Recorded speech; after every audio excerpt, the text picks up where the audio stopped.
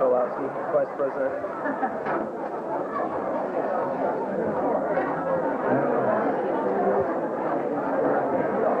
Chairman of Cox International.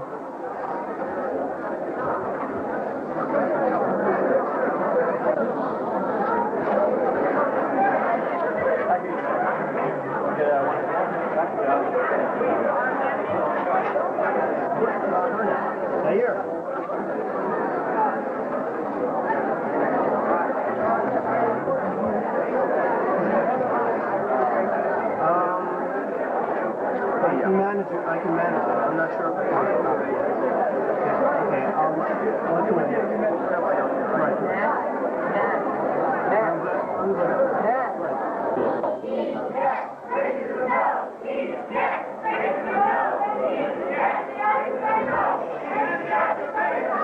We're right here at the Houston Hall, Museum Student Center. My name is Rabbi Kahane. I'm Vice President of the organization of Rabbi Meir BSDFF. This is Herb Sidman's brother, Yaakov Sidman. Just telling him that for the past couple of days I put up posters announcing for Rabbi Meir Kahane, and they've all been torn down within 24 hours. The administration has been very, very agitated about this. They've tried to stop this. Many of the student organizations have tried to stop this. As you can hear the chants right now.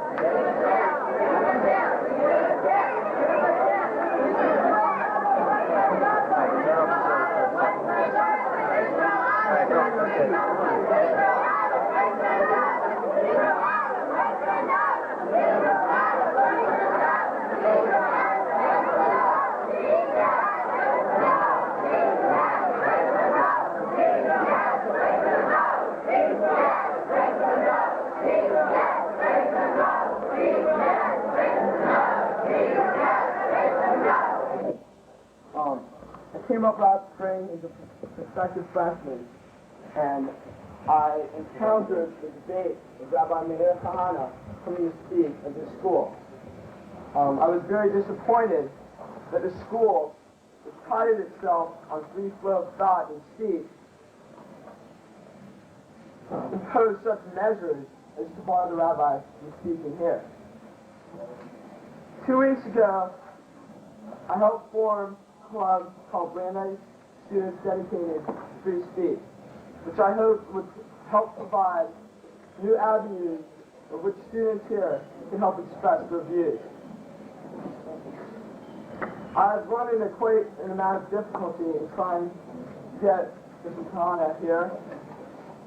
The school first imposed the secured, quote-unquote, security fee of $1,628, and I believe the rabbi says it best himself when he compares that fee to the poll taxes imposed on the blacks in the South.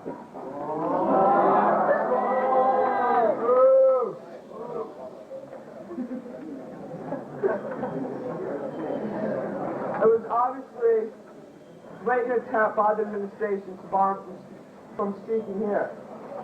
The allocations board of the Student Senate did come up with a very generous $1,000 allocation to the fund. However, on principle alone, it was decided that no money would be paid. My next step is to invite Rabbi Kahane on as my personal guest. Last night, I received a letter hinting that if I brought him on, I would be personally liable for any harm that would come out of this event, and I could face possible suspension or expulsion from the school.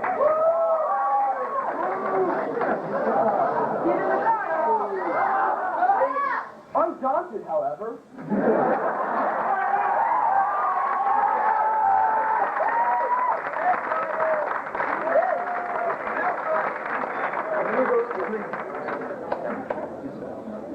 I contacted the ACLU, and this morning I went to the office of the president.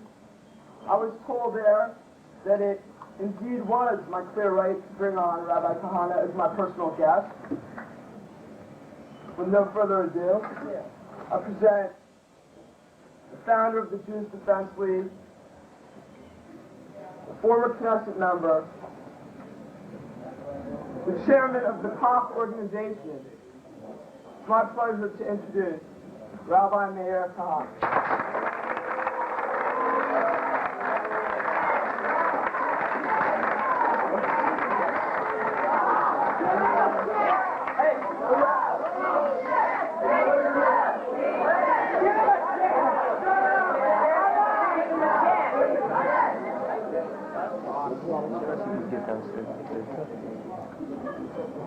Defamation is always the last refuge of non-fiction.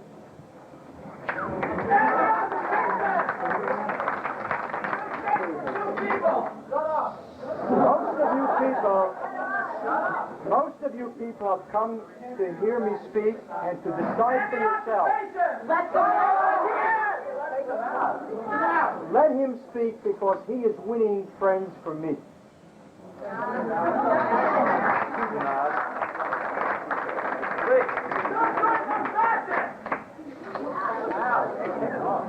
Leave him alone. Leave him alone. Eventually he'll calm down. When I arrived here, I saw this flyer, Give Peace a Chance. Written by people who live in America. Written by an Israeli. Who is in America. Who is in America. And the tragedy is that people who live in this country and who can't even spell Hebrew properly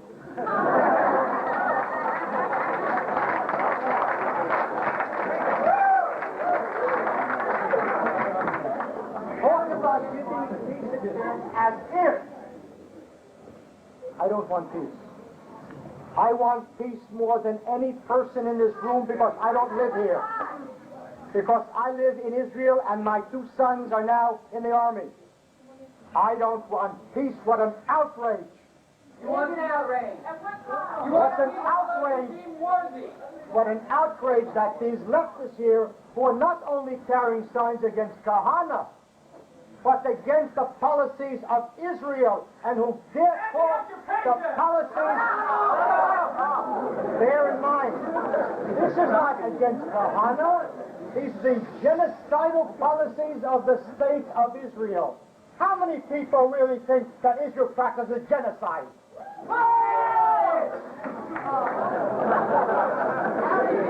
I cannot tell you how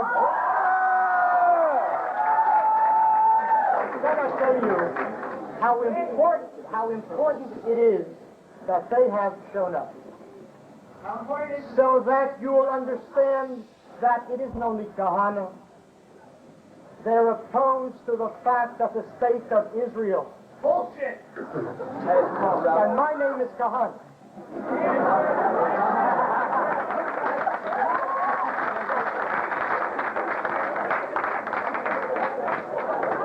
One introduction deserves another.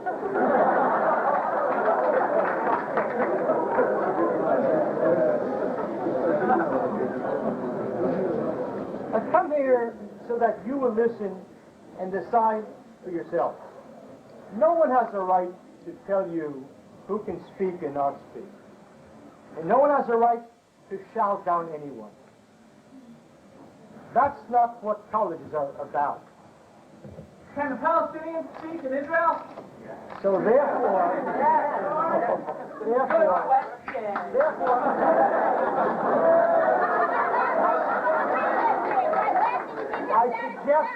I suggest that no one answer him.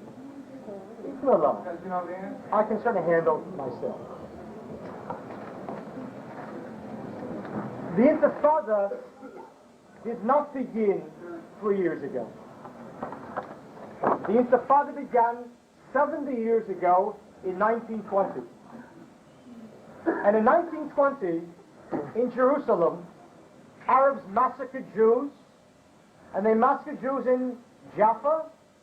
In 1929, 67 Jews were murdered in one day in Hebron.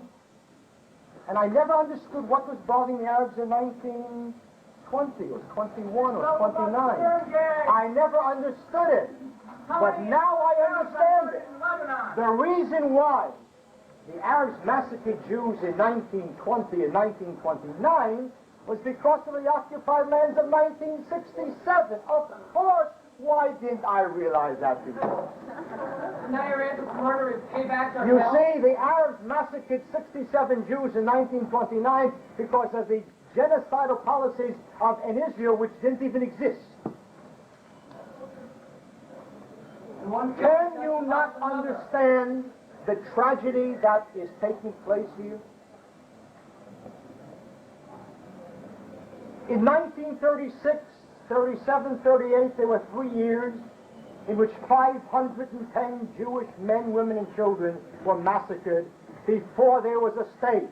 What was bothering them in 1936 and 37? Kahane, the state of Israel, the lands of 1967? And if the problem is the lands of 67, how wonderful it must have been in 1966. In 1947, when the UN proposed a partition plan which would have created a Jewish state called Israel and an Arab state called Palestine, and the Jews accepted it, and the Arabs said no. Why did they say no? What was bothering them in 1947 when they could have had a state which included not only Judea, Samaria, and Gaza, but the Western Galilee, and such cities as Nazareth, and Akko, and Nariah, and Jaffa, Yaffo, and Ramleh, and Lod, Lida, and Beersheba, and where now stands Ashdod and Ashkelon. They could have had all of that, but instead they went to war, and 6,000 Jews died in that war. What was bothering them? Let me tell you what was bothering them in 1920, and 21, and 29, and 36, and 67. What was bothering them was the fact that there was a Jewish state of any size, of any shape, of any form. And if, God forbid, we would listen to these crazy Jews here, there would be no Jewish state. So no guilt. They suffer from an advanced, specific form of Jewish AIDS. It's called guilt. It's called guilt. There are certain kinds of Jews who have honed guilt to a fine art. They feel guilty about everything, whether we did it, we didn't do it, we are guilty. I remember in Lebanon, in Beirut, Christian Arabs massacred Muslim Arabs. Who was guilty? The Jews. Did the Christian Arabs form a commission? Did they form...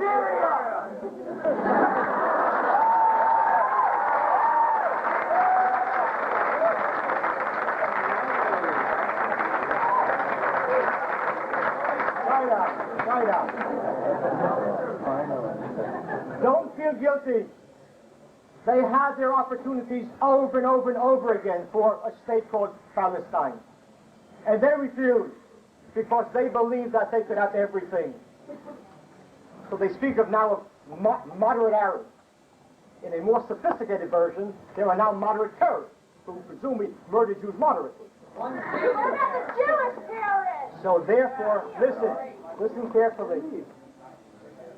There is not one Arab speaker who, if he came to Brandeis, would ever be picketed by an Arab.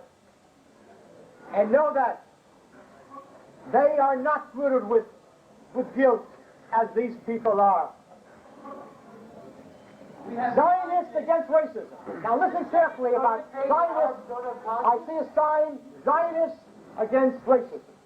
I want to know what they mean by that, and let me explain what I mean by that question. The basic law of Israel is called Chok HaShvut. You can ask an Israeli here what that means. It means the law of return. The law of return was passed not by Meir Kahane, but by Ben-Gurion in 1950. The law of return says any Jew has a right to come to Israel and automatically become a citizen. Any Jew. Is that a racist law? It certainly does. It certainly does. It says a Jew and not a non-Jew. A non-Jew has to go. It may be a racist thing, but I didn't pass it. Judaism is a religion, not a race. You convert to join Judaism. So then don't talk about racism then. I am looking at the sign that says Zionists against racism. It's not my sign in the What person carrying that sign, Zionists against racism? And how many times would that person who suddenly became a great tzaddik, how many times has he called Kahane a racist? So therefore, either there is racism or there isn't racism. The law of return, which applies to Jews only, is either a racist law or it's not. And I will tell you something. That had Ben-Gurion not passed that law, and when I was in the Knesset, had I proposed a bill, word for word, of that law, do you know what he would have called me? A racist. Zionist against racism. I want to ask you if there is one Arab in Israel who thinks that that law is not a racist law. I want to ask you whether there is one Arab in Israel who wants to live in a country called the Jewish state. How many Jews in this room would like to live in Jerry Falwell's Christian state? You don't. And that's exactly as many Arabs who want to live in the Jewish state. Their problem is that they have nothing but contempt for the Arabs. They have nothing but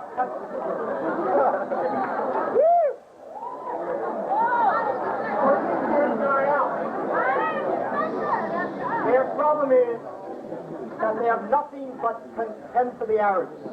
Because the same Jew who would not want to live in a Christian state says, but the Arab would like to live in the Jewish. I have thought, excuse me, you don't help me by that. You don't help me by that. Don't worry about it.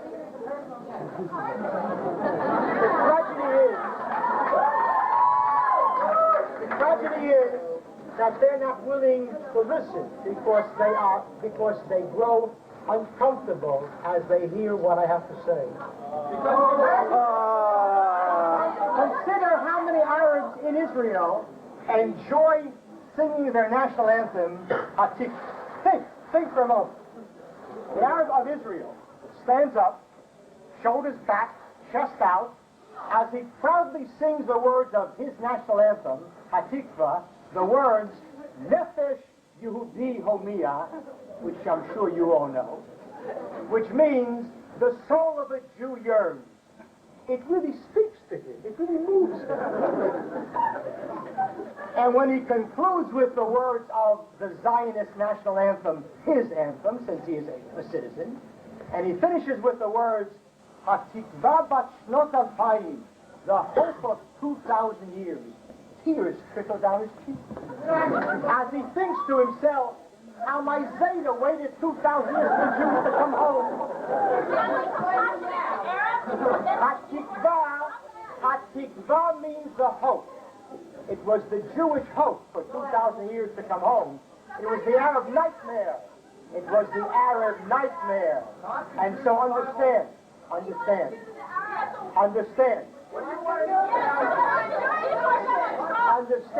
that I speak and don't react to them. And you listen carefully and understand how they are unwilling to grant the same freedom of speech that they would grant to a Jesse Jackson, that anti-Semite, if he showed up here.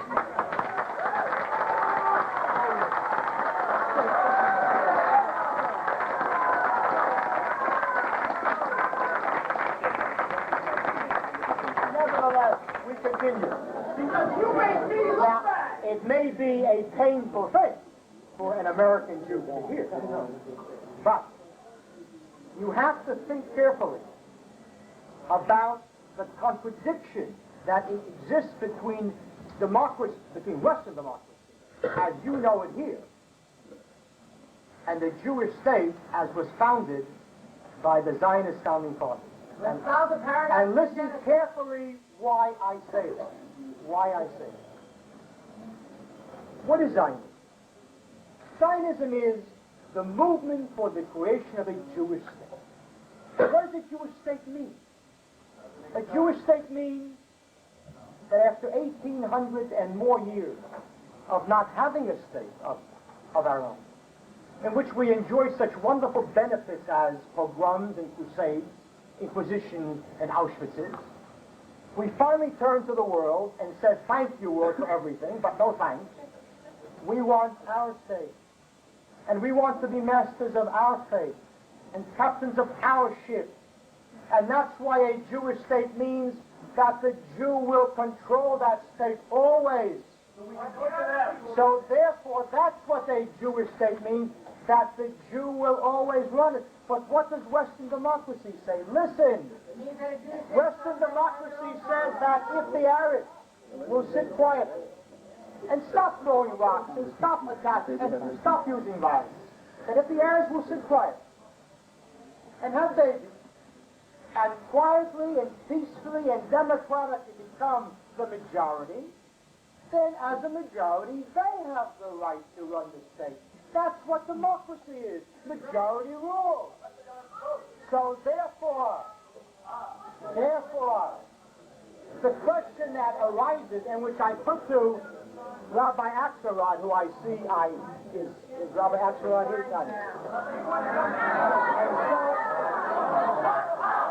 And so the question that I pose is to every person here, do the Arabs, in theory, do they have in theory the right to peacefully and democratically become the majority, elect 61 members to the Knesset, which is the majority, and then vote Israel out of existence as a Jewish state, the way the Jews voted Israel into existence as a Jewish state? Have they that? If he said yes. Every Democrat will say yes. But if you're a normal Jew, you say never, never, no!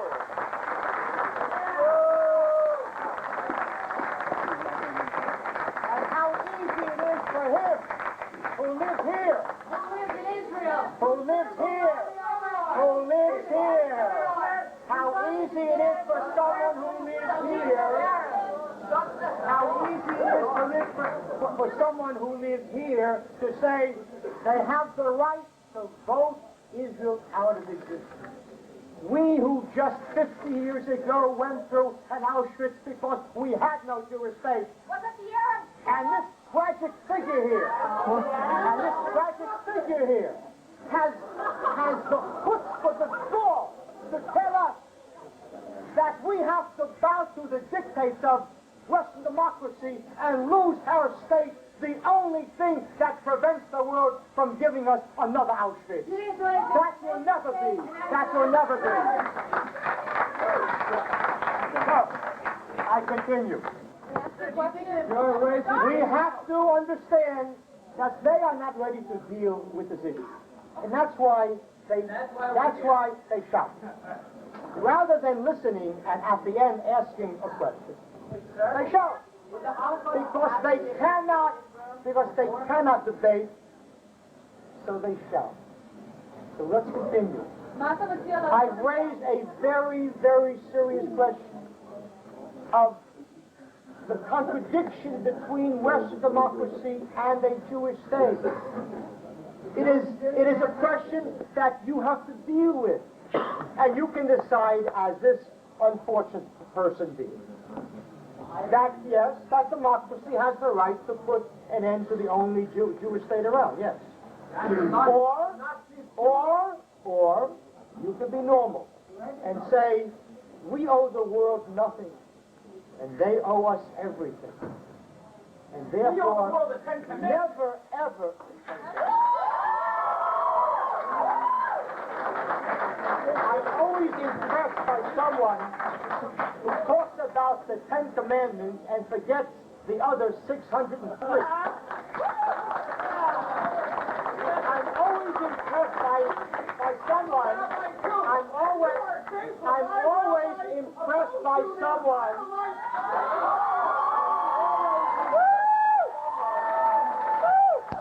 I'm always impressed by someone who would not know a Jewish concept if he tripped over one, telling me, an Orthodox rabbi, what Judaism is. So I want to quote to you now.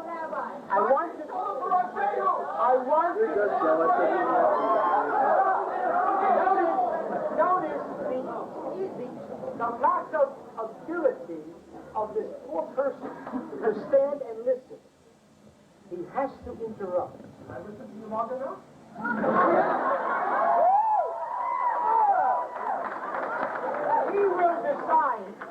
He will decide what is long enough for you.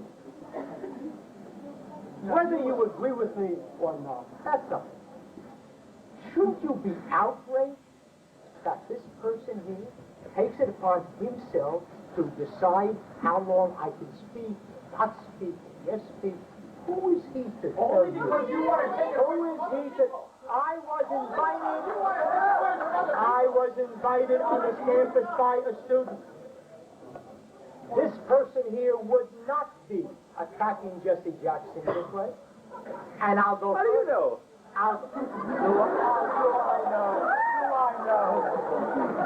I'll bet my mortgage home knowing him now. Knowing him. And so I what want do you to do? quote to you from the Talmud. Now, this is a quote from the Talmud, which, of course, he has never seen. Oh. I said you have never seen this particular quote. You have never seen this particular quote, and indeed, I will ask the rabbi whether he knows this quote.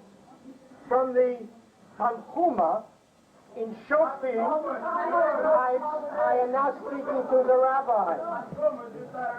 The Tanhuma in Shofim, the Tanhuma, which the rabbis state as follows. On the verse, say, La milchama al oivecha, which means, when you shall go to war against your enemy. That's a verse in Sefer Dvarim, in the Chumash. On that, the Tanhuma says as follows. Mahu al oivecha. Why is it necessary to say against your enemies? Obviously, one does not go to war against his friend.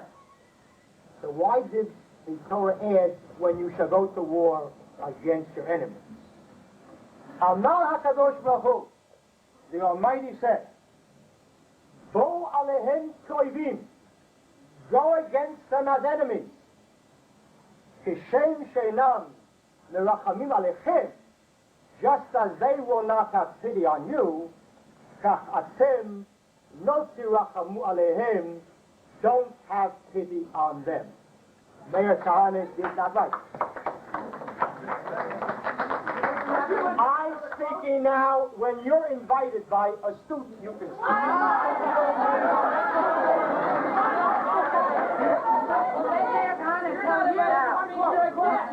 I will now read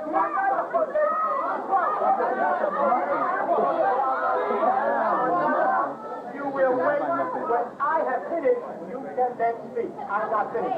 And I decide when I finish.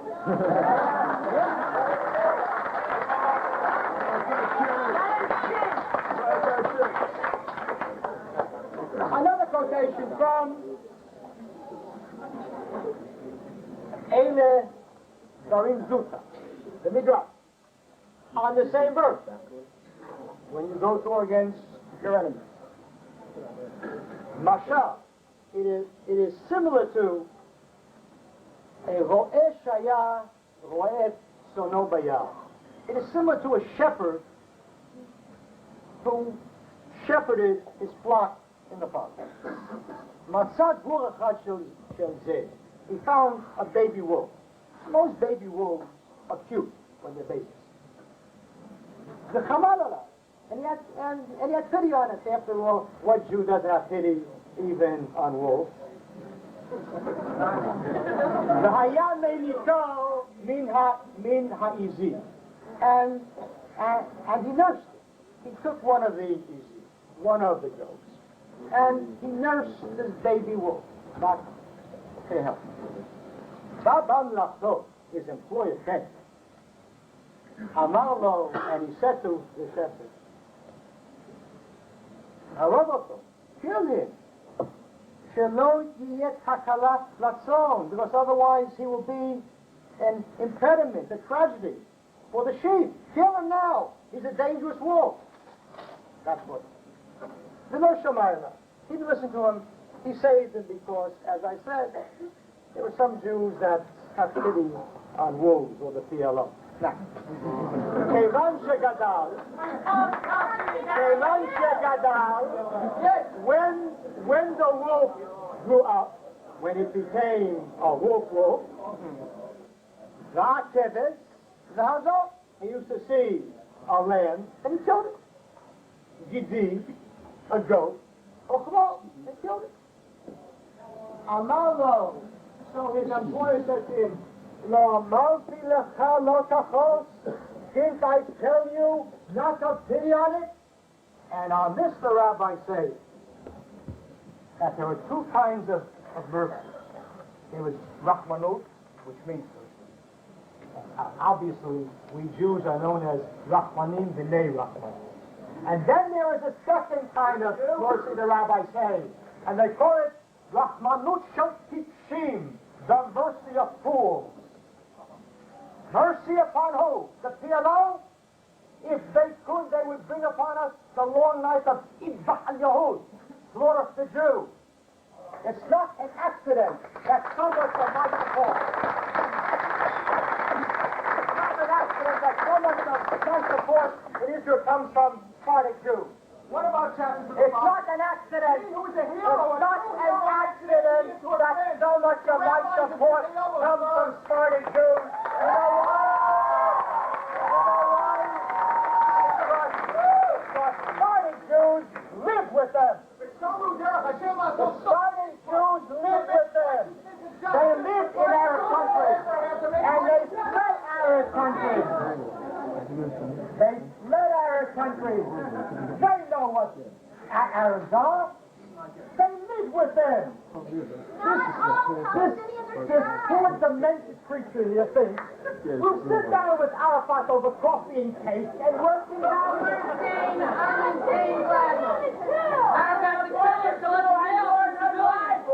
Find the starting Jews who live with them in Morocco.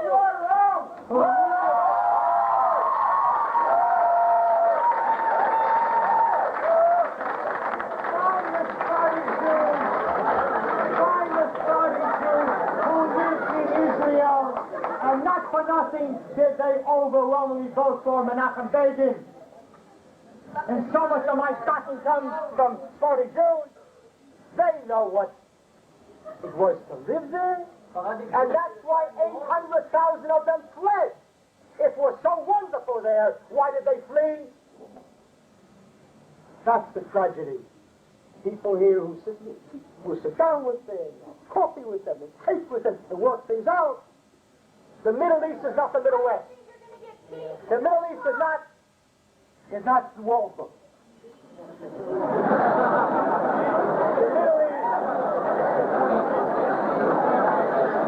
Middle East, in the Middle East, there is a different mindset and a different culture and different values.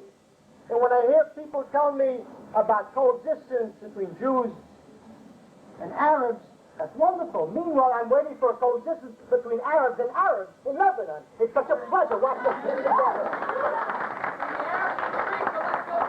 It is such a pleasure watching Arabs living together in Lebanon. Sunni Muslims and Shiites and Druze and Christians and Amal and Hezbollah. Everybody kills everybody else there. But of course, we will live with them because we have so much in common. Why can't my name be right? So therefore, understand how easy it is to speak about racism. The racist? Any Arab who, tomorrow morning, would convert, let's say, and become Jewish, is as Jewish as I am. This isn't a racial question. This is a national question, a religious question.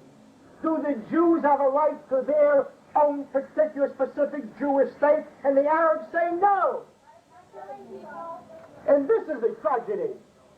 They want us to compromise. They want us who live there to compromise. And if they gamble and we lose, who pays for it? Brandeis? Brandeis pays for it, or we pay for it? They began 4 wars with us, and they lost 4 wars. Now I want to tell you that in this world, if you start the war and you lose, you lose. And if you start 2 wars and you lose, you lose. And winners do not give up land. Losers who started wars lose. Now, I am all for land for peace. I am one of the great believers in it. I'll keep the land, and they'll have the peace.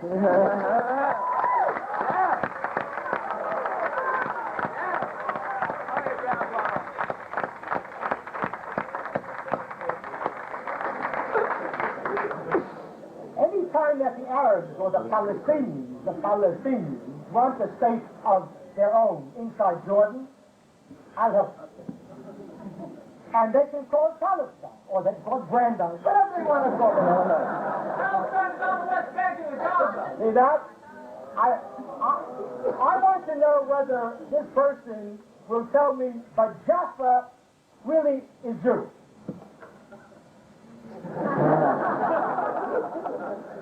Do I hear it once, going twice, going 3 times? Jaffa, until 1948, had 80,000 Arabs living there. You think that he doesn't think that Jaffa is also Arab? Of course he does. Akka was an Arab city, an all Arab city. You think that he says Akka is not Jewish? Haifa had 70,000 Arabs in it. Perhaps we should bring them back with their children and grandchildren and great-great-grandchildren too? What do you want to do with the rest, Mayor? So that, first of all, I didn't realize I was on perfect terms.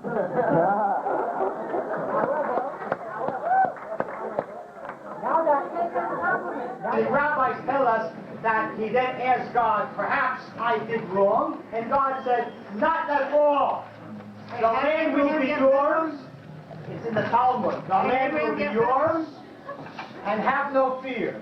Abraham didn't kill people. Who did Abraham kill? And Moses, Abraham, did he buy it? Abraham bought it.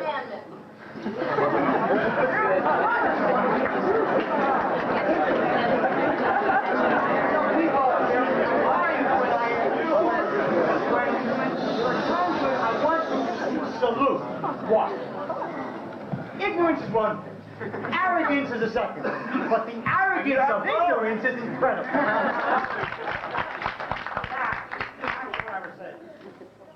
Jacob never played golf at the Dan Hotel in Caesarea. But Jacob lived in Shechem, which the Arabs call Nablus. And if you ask the Arabs, what do you call Nablus? So they say to us, that is the Arab name. Now let me tell you about Nablus. Not an Arab name. When the Romans expelled the Jews from our country, they changed the name of Shechem to Napulus, as in Naples. The Arabs have trouble pronouncing a P. So Napulus became Nabulus, and if anything, we should give it back to the Italians. Now,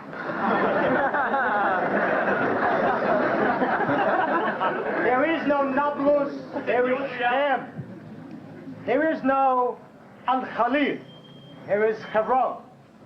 There is no Al-Quds, there is Yerushalayim.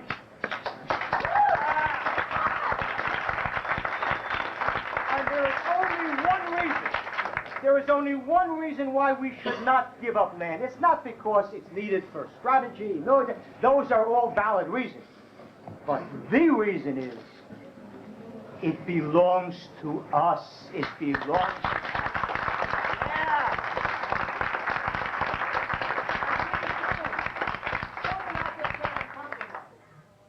Jews weren't ready to compromise in 1947. Jews didn't accept the UN plan in 1947. Of course we did. Of course we did. And Jews weren't ready in 1967, after that war, immediately to give it up. Now we have the chance to make it real. Now, notice the we. He lives here. We. And now what's your Wait. solution to the poor soul who's born in the occupied territory? Some baby, what's his responsibility in this? So therefore, no guilt. We Jews have been losers for such a long time. We feel guilty about winning. We've died for so long. We feel guilty about living. So let me tell you something. It is better to be a winner than to be a loser.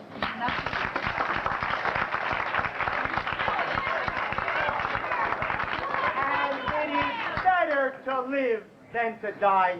And I would rather have a Jewish state that is hated by the world than an Auschwitz that is loved by it.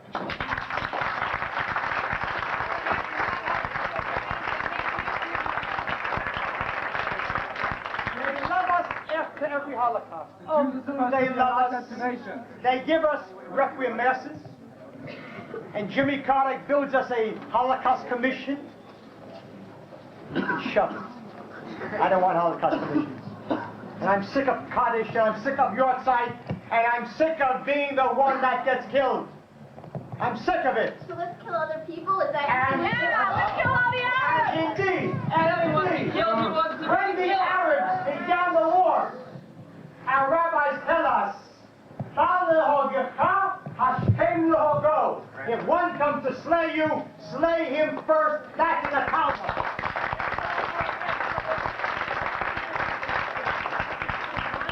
How easy it is for people who live in Great Neck or Greater Neck or Greatest Neck to travel to me about what we should do and we should compromise. Yes, indeed. Now, so the question is, if we don't give up the land, and we will, believe me, we will not. We will not. What about the Arabs? So first of all, let us understand one thing. Let us not have contempt for the Arabs by thinking that if we raise their living standards, then they'll be good Arabs.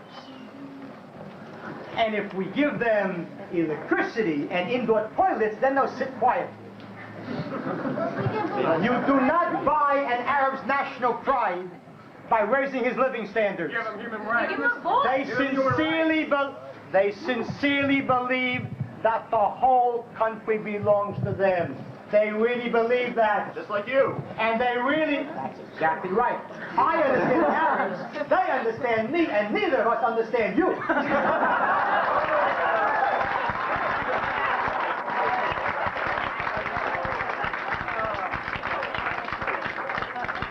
Neither one of you understand compromise. I was waiting. Neither of us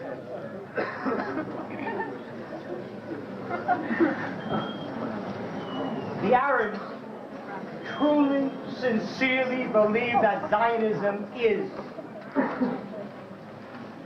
colonialism, imperialism, racism. They really, really believe that. Now the fact that they're totally wrong doesn't mean that they'll change. You're a Zionist, I'm starting to believe So therefore, understand that we are in a tragic struggle with people who will not compromise. Suddenly, they want to compromise. After having started 4 wars and losing them, suddenly they've gotten smart. They realize they've learned a lesson from these types, that if you say nice things about Jews, they'll throw money at you or land. They had a chance for their state 4 times over.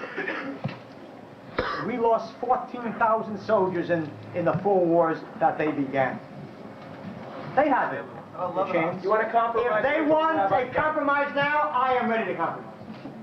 What are you going to do about it? Listen to me. I am one of the great compromise. I and Henry Clay.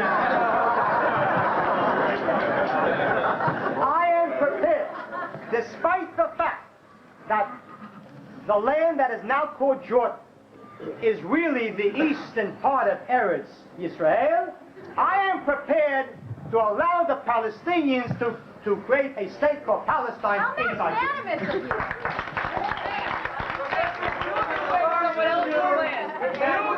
I want to tell you that took a great deal out of it. But what one doesn't do for peace. Why? Why do you give up on Israel? So therefore, let them know that if they want to compromise, I am one of those people that differs with the Israeli government about sitting with the PLO. I believe that we should sit down with them and tell them no.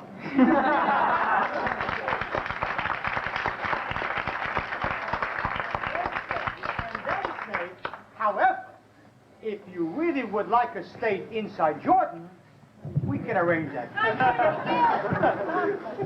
But if they think that they can start 4 wars with us and murder our soldiers, and then come and say, let's start over again, go back to go, it's not a monopoly game.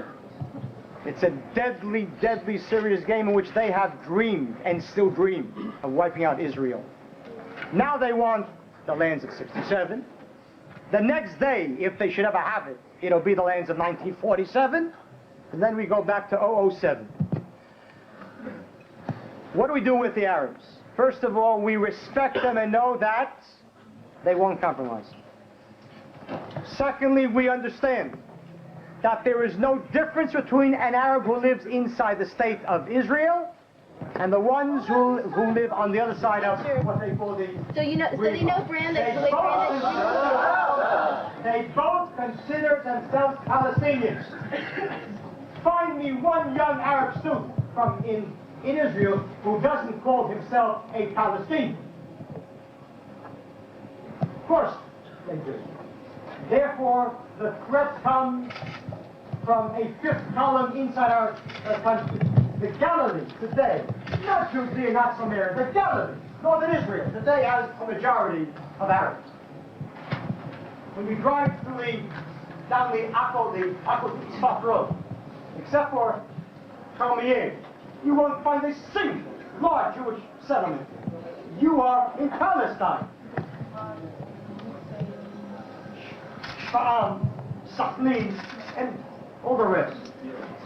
Not only the Galilee, in the heart of Israel, just 10 kilometers, 6 miles from the sea, is the Mishralat, the Time, Wadi Arab. 250,000 Arabs, citizens of Israel, live there. Just behind such places as Petah Tikva, and Kfar Herzliya, Tanya, Nana. They are a majority there, and they pose a tremendous threat to us. The day after the Temple Mount incident, you could not drive there if you were Jewish. The Intifada came there. Firebombs, Machsomim, barriers, stones. The Galilee was on fire. Wadi Arab was on fire. Jaffa, Ramle, Lul. I want to move the Arabs out of Israel. I make no bones about it. And I put it to you, what is better? Shooting them every single day and every single night? Is that better? Breaking their bones? It's not, it isn't I doing that. It's the government of Israel with a genocidal policy. I want to demolish the mosque. I don't want to demolish it. I just want to move the mosque off my Temple Mount.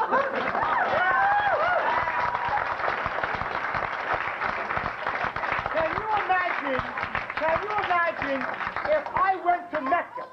Can you imagine if I went to Mecca? Thank God. And on the Kaaba, the holiest site of Islam, I built a synagogue. Not a big synagogue. Do you know what the Muslim world would say? And rightly so. It doesn't bother me that on my holiest site. And their holiest site. They came and built a mosque. What happens when they don't want to leave? When they don't want to leave.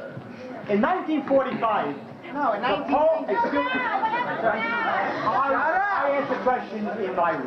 I know. That's a rabbi said. Kahane wants to move a mosque. In 1945, Whatever it means. in 1945, the Poles and the Czechs expelled 12 million ethnic Germans from their countries. Right after World War II. They were ethnic Germans who had lived in those areas, Leitland, Danzig, and other places. They had lived there for 1,000 years. 1,000 years, and the Poles and Czechs expelled them within 48 hours. Do you know why? Let me tell you why. Because in the years preceding World War II, those Germans had been a fifth column who brought on Hitler and gave him the excuse from Munich and all the rest. And so after World War II ended, and the Poles and Czechs licked their terrible, terrible wounds, they said in their own way, never again. And they threw them out. They expelled them. Was that wrong? Was that wrong? Yes. Certainly. These are the same kinds of people. I remember when they hanged Eichmann in Romney prison in 1960. Where you were. In 1960, when they hanged Eichmann, Martin Buber, with 9 other boo-boos, stood outside that prison carrying signs condemning it. You don't take a human life. Adolf Eichmann. That's the same kind of insanity that infects these holier-than-thou people.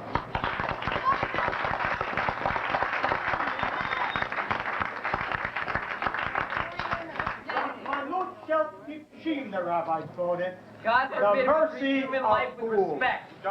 And the rabbis then said, Kol harachem al harzar, sofo liot harzar al harachman, which means, for all the Israelis here, one who has pity on the cruel will someday be cruel unto people of pity and mercy.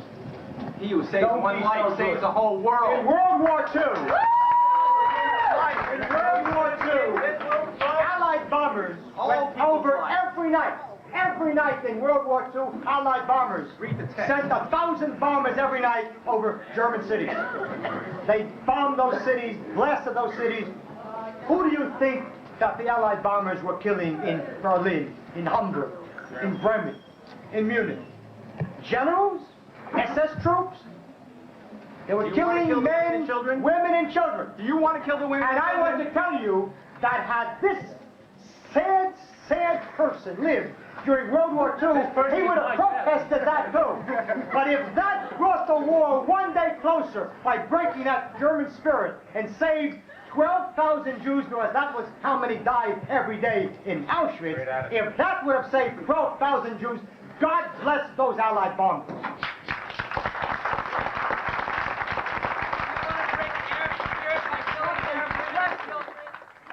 Tragedy. My son was in the war in Lebanon in '82 in artillery. And when he came back, he told me a thing that I had known, sadly enough. He said that they had received orders that if a PLO position was placed inside a village, and they always placed them inside villages, that the artillery was not allowed to give fire cover to the infantry, because they might kill civilians. Do you know how many soldiers had to go in under sniper fire without fire cover because of that insane order? They shouldn't have been there in the first place. Certainly, we should have allowed the PLO to continue to rain rockets on Kiryat Shmona. Of course. This yo-yo here. I was in Lebanon. I'm glad we can So therefore, understand. You say that. You weren't in Lebanon. Easy for you to say. If only you understood Hebrew, there is a normal Israel. Bibi, Anako, Adasot, come on. So therefore, I want them out. I don't want to kill Arabs. I want them to live happily in any of their 22 countries.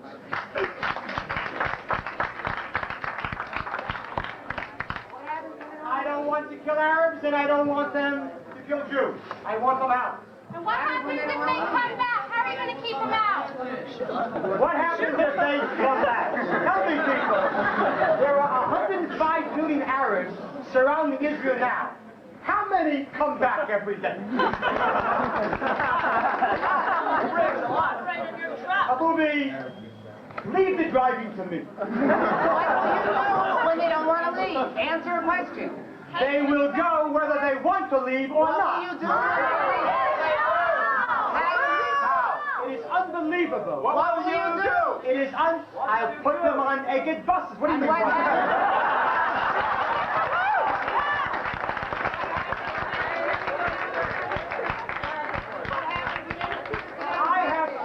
My people have suffered enough. What happens when they refuse My to get on the people bus? have suffered enough. We want our safety, and we will do everything and anything to ensure that there will be a Jewish state always. Will you kill them? And so, they will go. Will you kill them?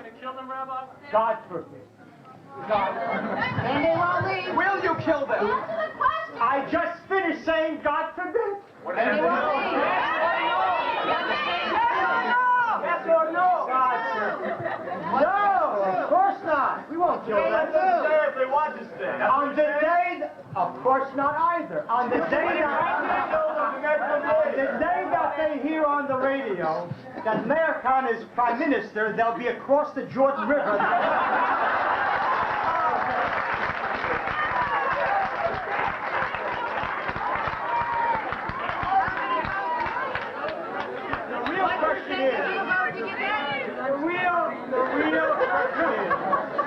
The real question is, for all of those who don't like that answer, okay, fine. I certainly can see people saying, I don't like that. Good of you. But when someone says, I don't like it, he had better have a better answer. We do. I haven't finished speaking. He had better have a better answer than the answers that they have. They say, the answer is to give up territory for peace. No, compromise. The answer is Compromise. compromise doesn't mean anything. Sure, Compromise it's means basic in the that you Talmud. give All up my focus territory in the for Talmud peace. is solved by So pshara. therefore, Compromise. Basic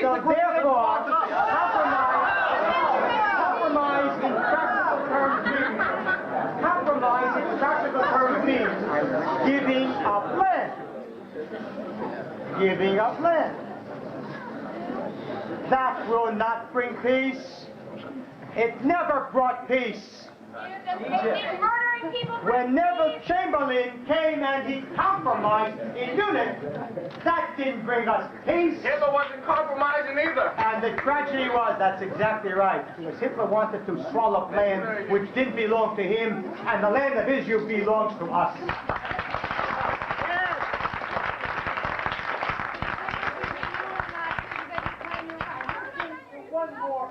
What was wrong with Hitler killing Jews in Germany? One other basic What was point. wrong with Hitler killing Jews One in Germany? other basic point, and that is the point that I want to make. First of all, understand that Germany for Germans? That when someone calls a Germany for Germans? that when someone calls a Jew a Nazi or Hitler, what he does is he cheapens the Holocaust.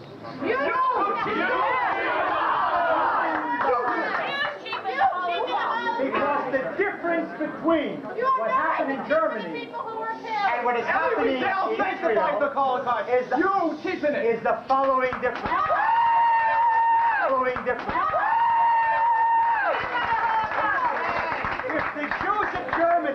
If the Jews of Germany had run around Germany saying, it's really our country, and the Germans took it from us, and when we have the power, we will take it over and call it Israel, then by all means, the Germans would have had a right not to kill the Jews, but to throw them out.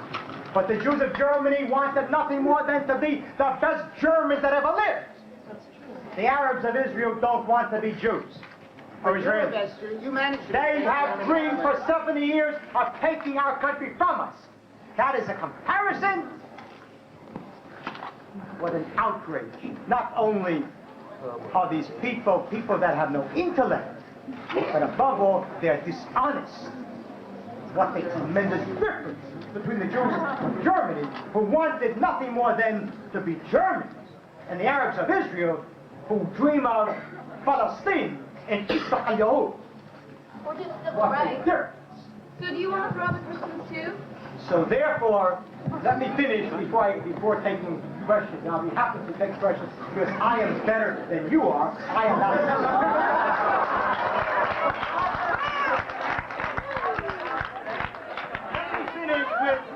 Let me finish with a doctorate.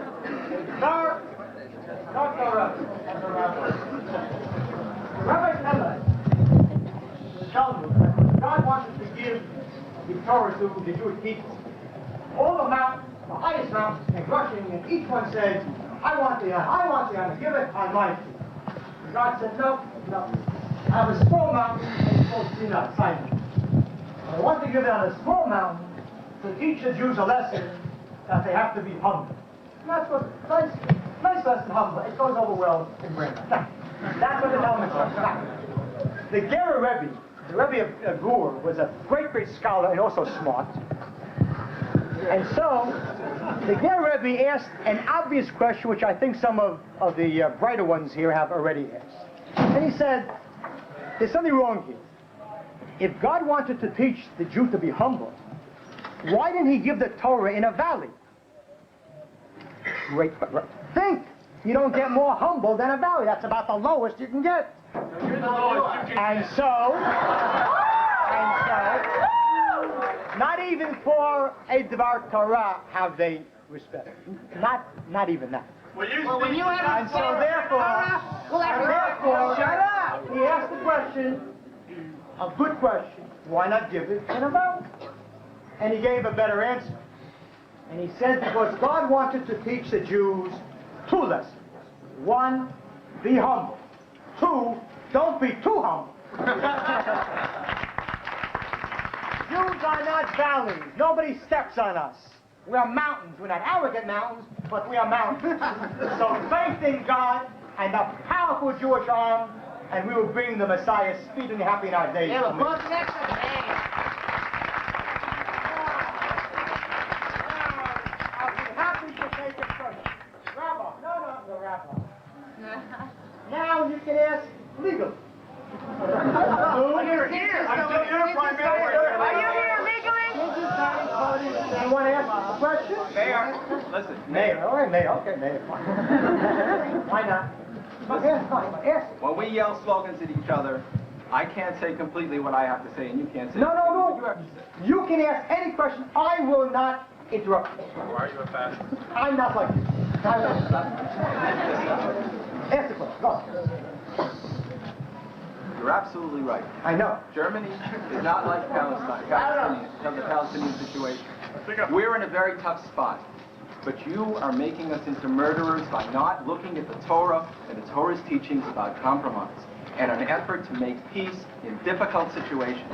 It says in Pirkei Avos that he who is a true war hero, the person who can make an enemy into a friend. And it didn't say it for its own health. It said it because making peace is one of the most difficult things in the world. And I just feel terrible that there's a great deal of passion in you and compassion for the Jewish people that's become distorted into hatred for everybody else. I don't think that's the lesson of the Holocaust. I don't think that's the lesson of suffering. And I think it's blinded you to the sufferings of other people. There are many Palestinians who you describe as all Palestinians. Hold on. Please, let him speak. Please don't do to him what he did to me.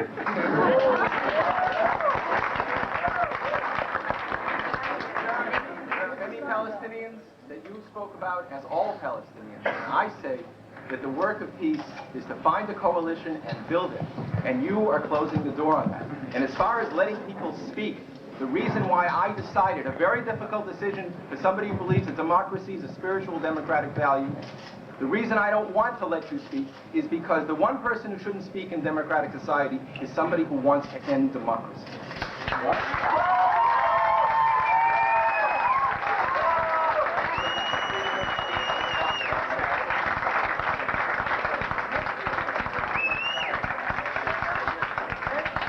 That's it, all right?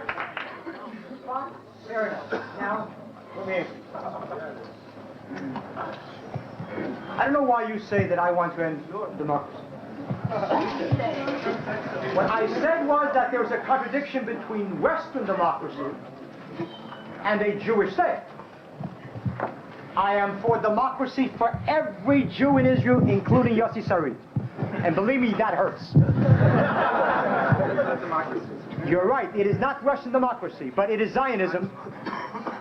It's not fairness, it's not Jewish fairness. It is not Jewish fairness? No. My friend, I am going to read to you from the Rambam, which you didn't see. And I say this with a heavy heart. I heard you in '83, you said the same thing. If you heard me once and still don't think that I'm right, then you're really sad. That means maybe they didn't hear the Rambam. But what they did hear was that you spoke about Judaism's democracy? No. That's not what he said. That's not what he said. He let you speak. Okay. Sorry, maybe I didn't understand. Answer the question about compromise. Does Judaism preach democracy, sir? Rabbi, tell us, and you can tell me now before I quote from it. No, it doesn't. The Sanhedrin was decided their laws based on vote. On what? On vote. Sorry, on what? Jewish law was decided on vote in the Sanhedrin. Absolutely. Jewish law was. Yeah. How many Gentiles sat in the Sanhedrin?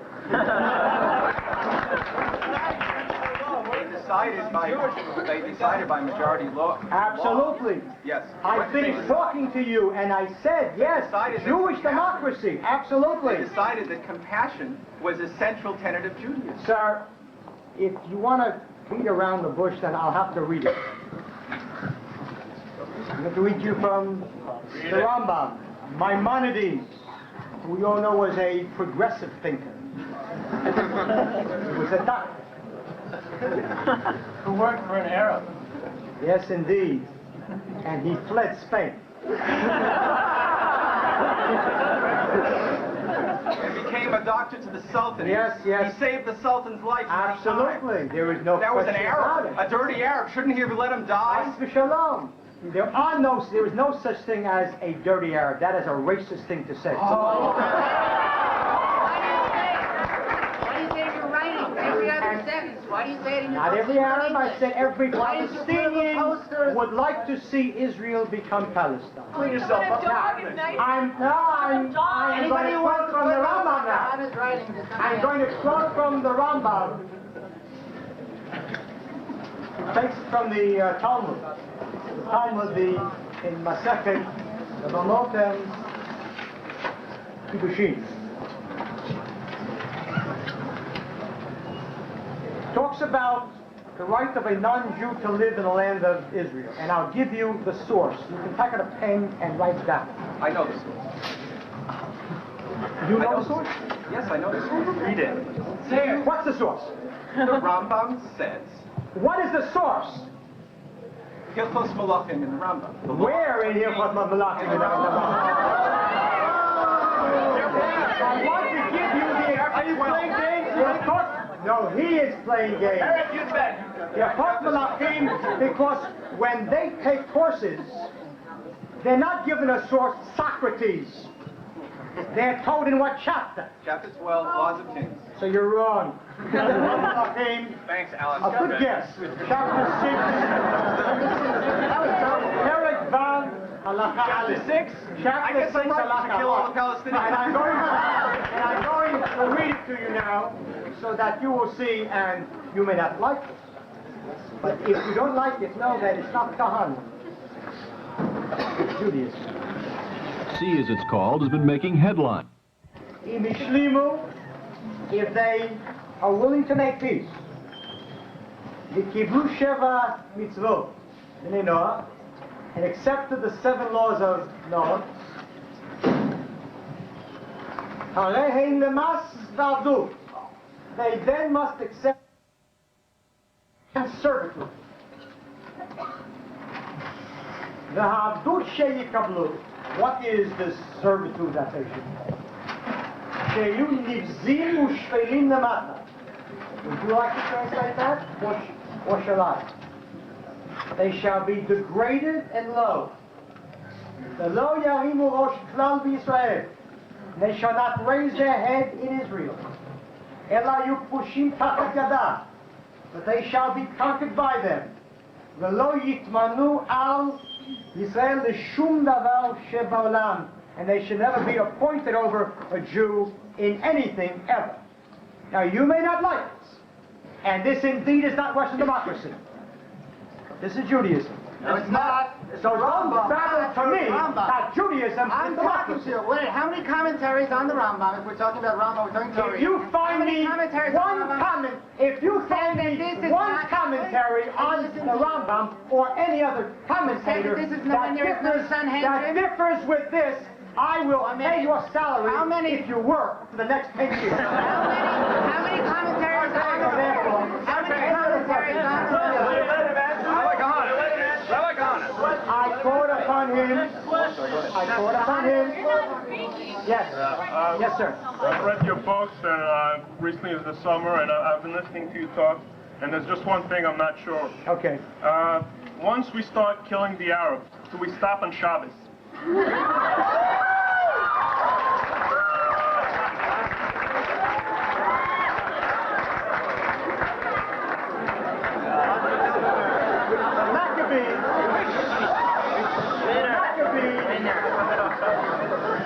They did not stop on Shabbos when they killed the Greeks. But you want to kill the Arabs. I said, if we ever are in any war with them, you fight the war on Shabbos too. I'll get it. Everybody wants to speak. Yes. While we're talking about the Jewish problem or the claim to the land, just wanted to say that Yehoshua came into Israel before we even had a true right except a religious right to Israel, and nobody criticizes. I'm not the great Talmudic scholars, but it's right in the Bible. The thing is, I want to take it more to a nationalistic level. Yes, but please go ahead. I agree with some of your analysis. Arabs don't have really any human rights, any other. And actually, their standard of living is higher usually in Israel than it is in most Arab countries. The problem is with the methodology, because if you're going to alienate everyone, you're also going to alienate these Jews. And by doing that, you counter the goals of Israel for serving as being a place for all Jews. If certain Jews feel that they are not welcome in Israel, or feel wrong about living in Israel, if its presence is based on extermination, or moving deportation, or supreme rule over other people, then isn't that countering the purpose of Israel? You know, you say that you don't want to give back land. Now, what about this proposal, which may achieve what you want to achieve, but at under different circumstances? We have an army that can deal with outside forces. We can fight our outside enemies. It's the inside people that you're bothered with.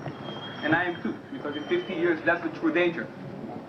Wouldn't it be better if we sit down and negotiate and try to come to a settlement where we may give some of the lands back to create a Palestinian country, and in return get back not only guarantees for peace, but also agreement to demands that since it's a Palestinian country, all Palestinians must live there, which in a sense means that all Palestinians who have Israeli citizenship will lose it and will be required to live in this newly created Palestinian state. And thus will remove the inside threat, and we can deal with the outside threat, as we proved 5 times before. What you're saying is Yours is a more moderate. You don't want to move the Arabs out of the territory. You just want to move the Arabs of Israel out of Israel. That's a tremendous difference between you and me. What if they don't want to go? As part of the settlement. What? No, wait. What if the Arabs of Israel say, no one can make a settlement for us. I was born in Nazareth, and I'm staying. But that's what they say that the PLO represents them. I mean, we are sitting to have What if the Arabs of Israel say, I don't care who said it. I don't want to leave my land. Have you ever spoken to Arabs? No, I did. No, but never in Israel. It's very tough to talk. What? I spoke with the Arabs. Just common people. Will you tell me right now and tell them whether you ever heard one Arab in Israel say, yes, I am ready to leave the country? Not in Israel, but I said the Arabs of Israel. I never spoke. Seriously. I know that. No. Don't have to shoot. Now you spoke, and I'll listen to you. Tell them. What is this contempt for? No contempt. You have contempt and don't even know it. No, absolutely. Excuse me. I listened to you. I didn't interrupt. This isn't the Knesset. Listen to you. The Arabs of Israel have said 1,000 times over that even should there be a Palestinian state in Judea, Samaria, and Gaza, they will not leave. I understand that, certainly. They don't want to leave because they're convinced that it's only a matter of time before the Galilee becomes part of Palestine. But why don't we sit down and talk? You have a problem. I know. Let me speak. I listen to you quietly and calmly. No, you wasted everything with him, but I asked. I'm coming to it. So therefore, by giving up land for guarantees? Who will guarantee me that? The PLO? Their word is their bond. The PLO. Their word is their bond. I have to give up land for their guarantees? I'll give them guarantees. And I'll keep the land. If I have a better idea, we'll help give them a state inside Jordan. And then move all the Arabs into Jordan. And then they'll give me guarantees. That would be beautiful if it worked. You're right. Well, believe me, it will work much better than your place. But the thing is, the problem is that nobody sits down to talk. Oh, you're right. I said earlier, and I said to talk to say no. That's exactly right. No to what? To what? No to giving up the land that we have. But I would put I have other plans. I'll put a proposal on the table that we are prepared to waive our rights, time being, at least, to what is Jordan, which is part of us. I am not prepared to give up land 4 different times the same land. So that's it. Wait, you have a religious claim over the... I have a religious claim, an historical claim, a national claim, and I'm looking at the realistic claim. I'm looking at the realistic claim. Yes. Okay, I want to live in Israel. I want my children to live in Israel. Good. And Israel is... The purpose of Israel is that all Jews are safe and free. And right now they are not safe and free. Somewhere Israel went wrong. Yes. Now Moshe Dayan said immediately after the 67 war, and I'm sure you remember, you were alive then, I wasn't. I'm waiting for a phone call from Hussein. Right. I'm waiting for a phone call from Hussein. Right. Why don't we use the West Bank for what its purpose was supposed to be? You know, and eliminate the hazards that having enemies living right next to us with no borders, with world support against us. Instead of it, we can sit down, so it's not our fault that we're not getting peace. It may be their fault. Maybe we won't get peace, but it's their fault. It's not us. We always wanted peace. Jews have never been known for being violent people. Right. I don't know about that. I mean, pick up the Bible. It's a pretty violent book. Over the 2,000 years, over the past 2,000 years. Because we had no state and no army. But we still survived with no violence. Not to be violent. Not only survive, but also thrive. Somebody else speak. I understand what you said. That's correct. So it's not religious, it's nationalistic. The purpose of a Jewish state was certainly the hope that Jews would live in peace. We did indeed go wrong. You know when we went wrong? When Peter Herzl said that the Jews should have what was then called Palestine, because the Jews are a people with no land, and Palestine is a land with no people. Where was he living? Of course it had people. It had Arabs. That's where he went wrong. When we believed that you could create a state on a silver platter.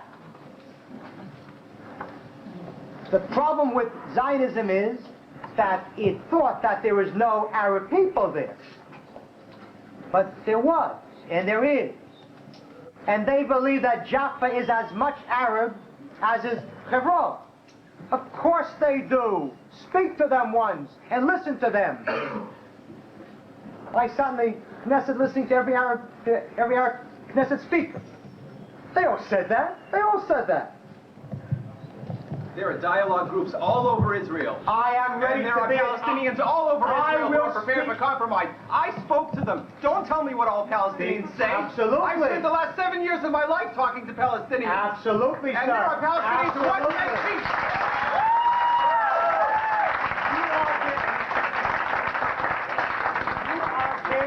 You are their greatest weapon. They, after speaking to you, they deserve a Nobel Prize for not laughing. No, you're Arafat's best friend because you demonize us. Yes, you are indeed. Arafat's best friend. I demonized the Jews. I started the war in 1947. I did, yes indeed. All by myself. I was 12 years old. I started the war in 1956. I caused Nazis to start a war. I did personally all by myself. 67, I started the 6-Day War. I did. I was already close to 30. Rabbi Kahane. You were too busy fighting bombs. The tragedy is a person who hasn't got the slightest understanding that as soon as they saw Jews coming back to the country in 1920, they realized what those Jews wanted. They wanted a state. And that's what they didn't want. Of course this is true. Why the contempt for them? I was there for 7 years, I spoke to them. The Jews have been speaking to them for 70 years already. And the answer is always. There are Palestinians who belong in prison, and there are Jews who belong in prison. And you're one of them. The rest of us want to make peace. The rest of us want to make peace. That's right. Living in Massachusetts. No, sir. How much of Israel supports you? Tell me. Yes, sir. Yes. You have more support in Massachusetts than you have in Israel.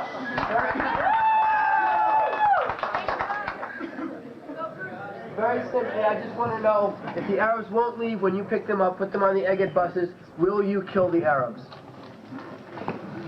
Yes or no? Maybe I will answer the question.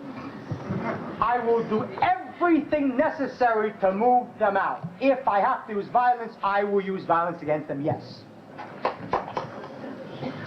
And I want to tell you, if any Zionist ever thought that he could have a state, how many Arabs did we kill in the war of 1947? And how many Arabs were killed in 56 and 67 and 73? And I want to tell you something. What's the point?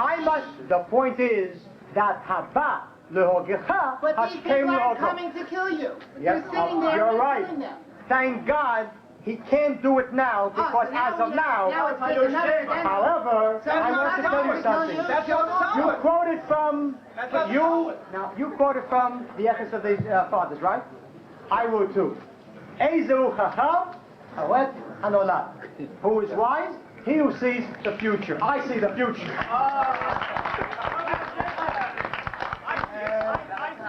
Okay. Any other questions? Yes. I just want to say that hearing you speak has just shown me how much anti-Israel sentiment is really on this campus coming from Jewish students, and it breaks my heart. It breaks my heart.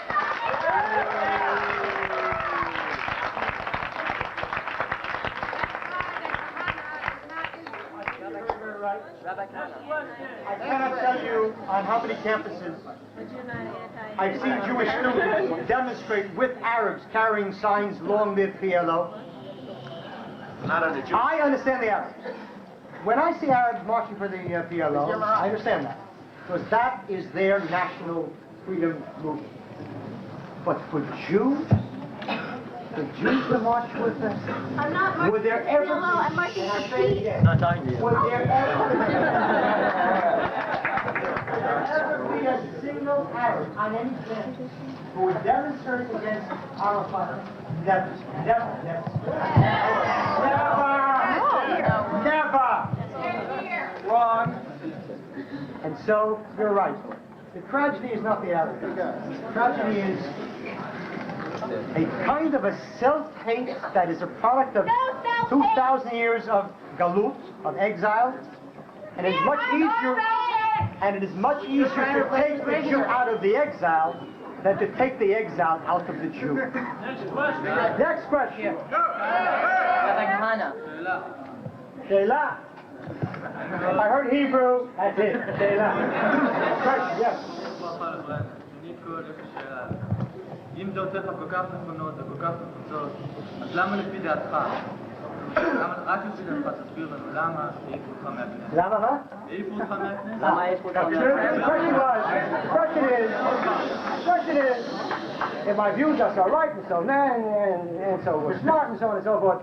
Apparently, from what I learned when I was in Israel, the Jews are very loyal to the country they're in. Now, is it every Arab that you want to leave? That you want to leave? Or is it just Palestinians? If you ever heard Druze speak about Arabs, they make me look modern.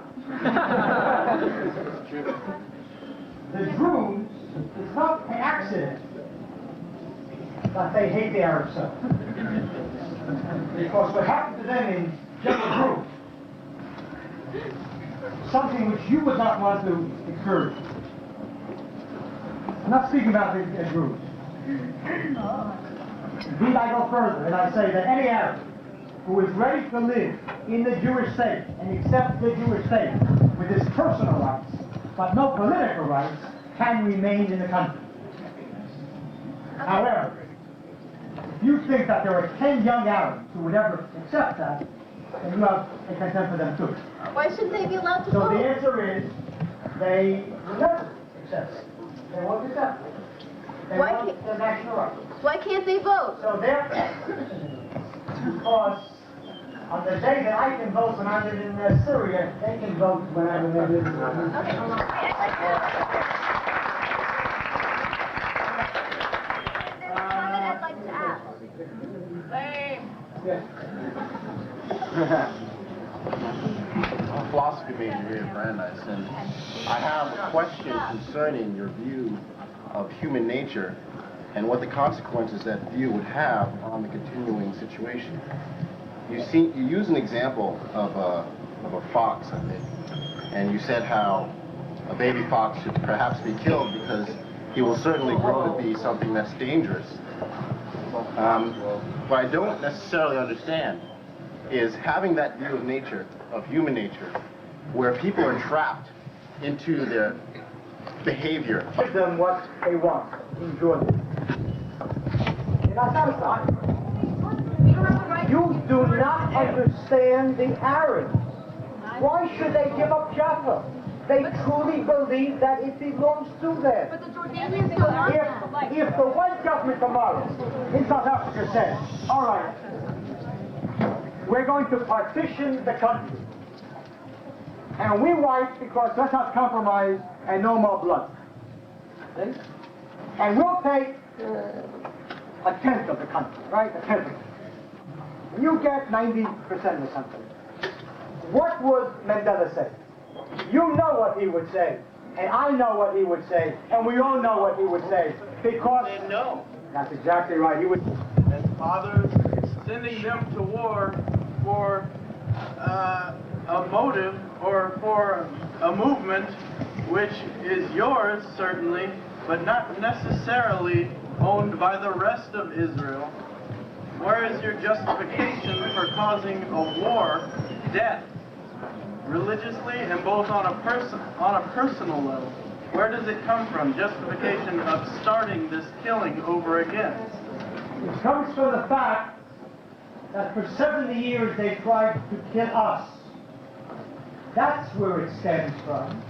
And while I would rather not have anybody being killed, if the choice is me or him, it will be him. That is the justification. That is the justification that we Jews will live, and there is no mitzvah for a Jew to die. There is a mitzvah which says, v'chai b'hem, and you shall live by them, and not die by them. And not turn the other cheek. That is the justification. Yeah. Rabbi, in your opinion, going on a different note, considering you said you were willing to sit down. Sorry, what? In your opinion, I'm going on a different path here. You said you were willing to sit down with Yasser Arafat.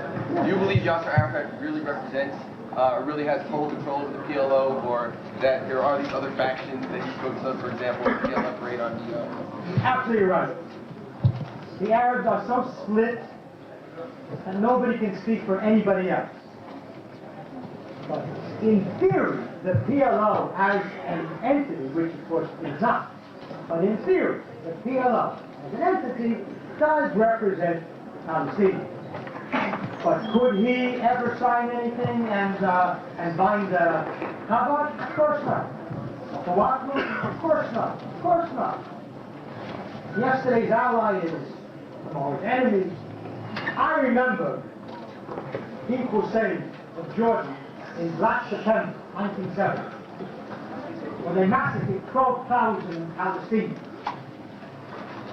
And I remember a Palestinian assassinating the Jordanian foreign minister on the steps of the foreign ministry in Cairo and drinking his blood. I tell you, and now of course, we're buddies, and they're this. In the Middle East, there are no buddies. There are today's interests, and tomorrow not. So, you're right. They can't speak for anyone. But since I have to prove to him that I'm really moderate, I'll sit down with him. I have a question about this. Well, ask it. Okay, beyond the whole issue of morality of your proposals, suppose that your proposals were enacted, the Palestinians were expelled from Israel. Yeah. Israel gets about $3 billion in foreign aid from the United States every year, not to mention a large amount of aid from individual Jews and Jewish organizations in the United States. It's very likely that if your policies were carried out, this would be cut off. How would Israel survive? Well, okay. First of all, I don't think it's so likely. It is most certainly possible. It is most certainly possible that America will come up. It is certainly possible. In my platform, one of our major planks is that we want to put an immediate end to U.S. economic aid. But not military. It doesn't, and I will come to that. In Turkey's book, it also says something about people who interrupt others. I don't want to go further with nice work. I believe that Israel has become an economic junkie. Every year gets its annual fix, and it has turned Israel into a vassal state, a client state of America. It doesn't follow its own interest because it is afraid of America. Our interests, for example, just one example, with Iraq. Our interest is not Kuwait. I could care less about Kuwait. I know that Kuwait was the main center for the Arab boycott against Israel. Our interest is to dispose of the nuclear capacity